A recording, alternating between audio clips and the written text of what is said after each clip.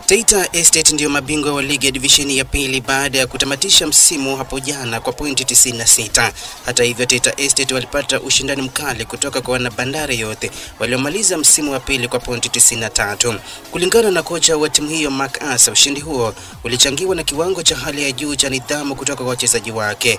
Ameongeza kusema kuwa mpangilio mzuri wa ngazi za klabu pamoja na kikosi cha kiufundi chenye uzoefu zilimpa nafasi nzuri ya kunoa makali vijana wake na kuelekea kutawazwa kama mabingwa. Personally nahisi poa kwa sababu haijakuwa rahisi. Najua ligi imekuwa tough.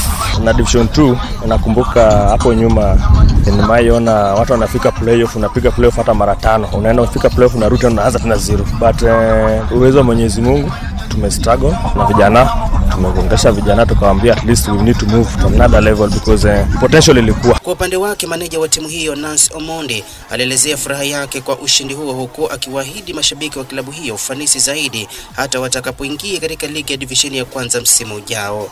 Ni matamshi ambayo yameungwa mkono na mfungaji bora wa msimu wa klabu hiyo Okelo ambaye alimaliza msimu kwa mabao 15. Nasikia raha sana sisi kama Taita Estate.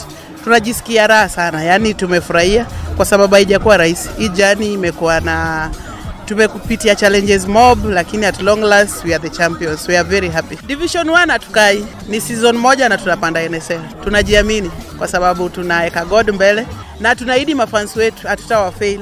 Tunasonga mbele na Division 1 kidogo ni tough sana. So nitawaka hard.